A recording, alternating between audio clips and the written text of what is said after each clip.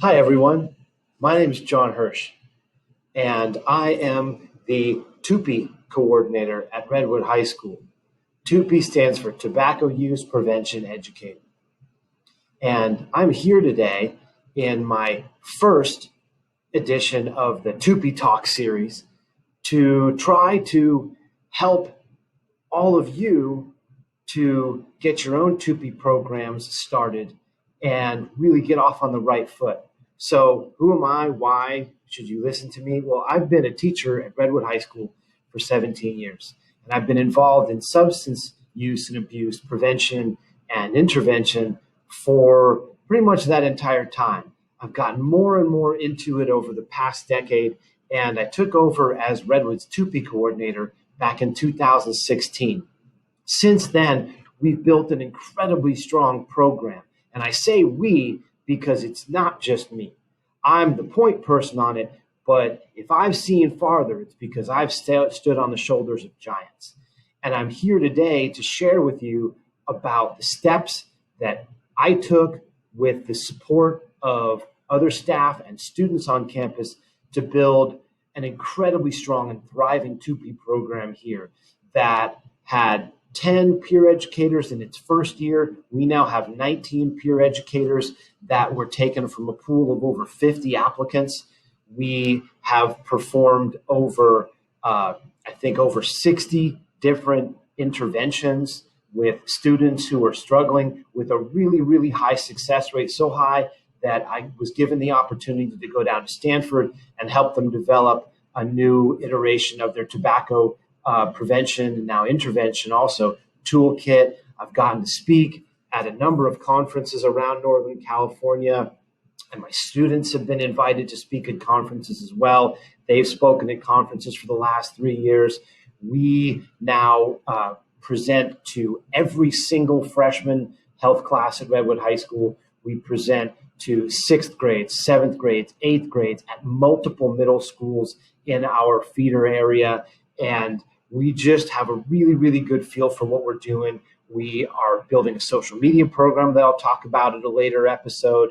We are building our cannabis education as well, and I'll talk about that in a later episode. So I really hope that this is meaningful for you. I'll give you my contact information at the end of this so you have an opportunity to ask me any questions or follow up, because my whole point is to be here for you, to support you, and help you to make your community a better place as I'm trying to do mine. And that's really my why. I do this because I care about the people in my community and I want to make my community thrive. One of the biggest problems we have in our community is a variety of substance abuses. In every other metric, it seems Marin County is one of the healthiest counties in the state, but we have really high rates of substance abuse, and that includes vaping, juuling, whatever you want to call it.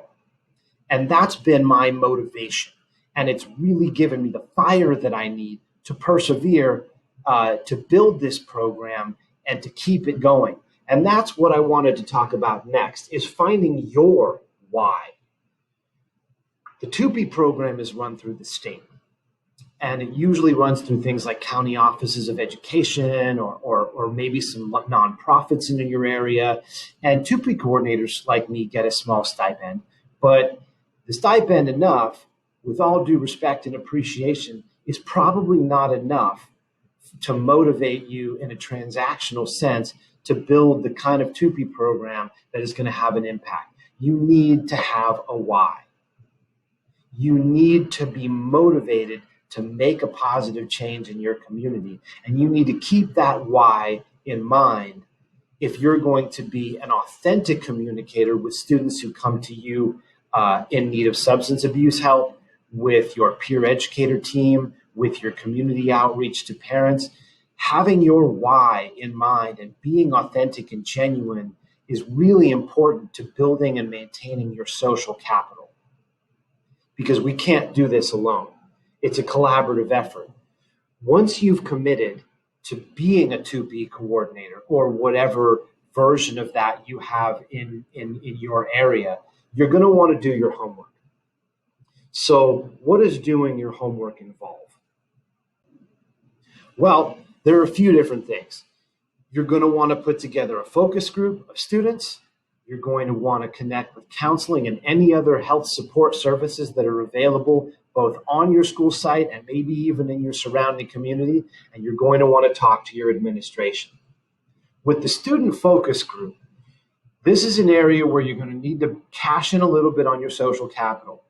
You want to make sure that the students know that this is something that you're bringing together because you care about your community and you're trying to make your community a better place, and you feel like they have a really valuable voice that you need to hear to do that. Students want to feel like they're competent.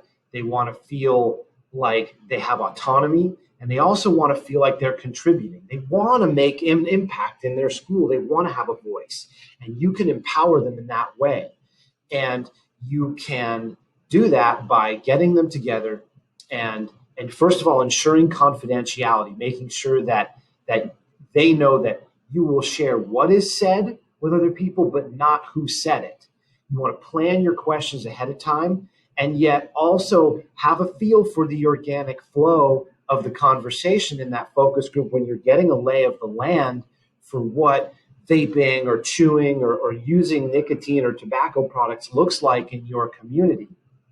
And be ready for those moments when you can add on by saying things like, well, tell me more about that.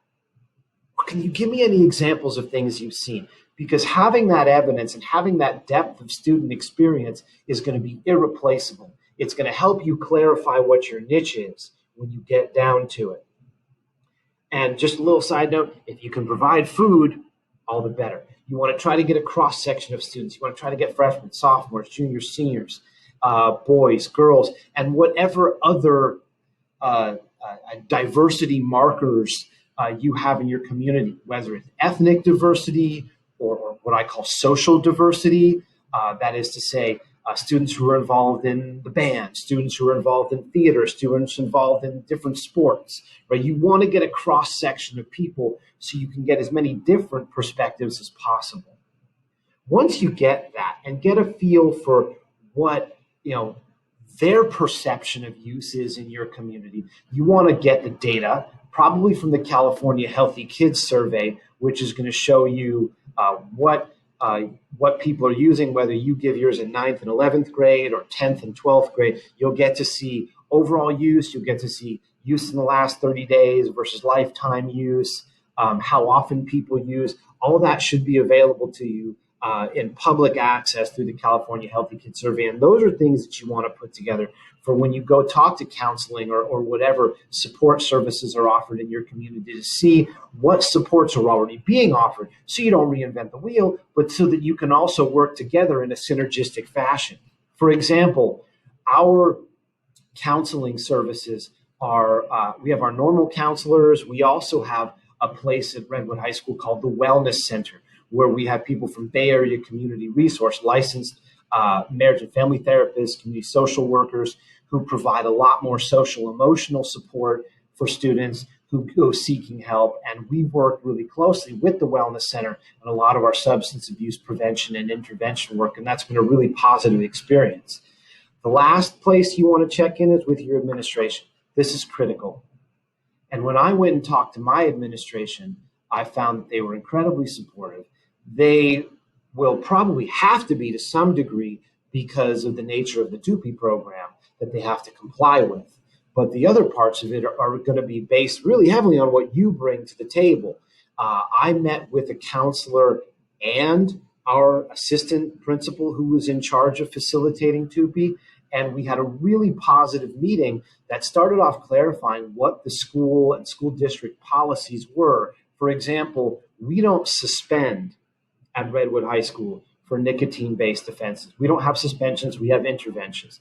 And so we talked a lot about how those could look, what supports could be offered to the Wellness Center, what supports I can offer, how we work together, and how the administration could support us both by holding students who get caught accountable.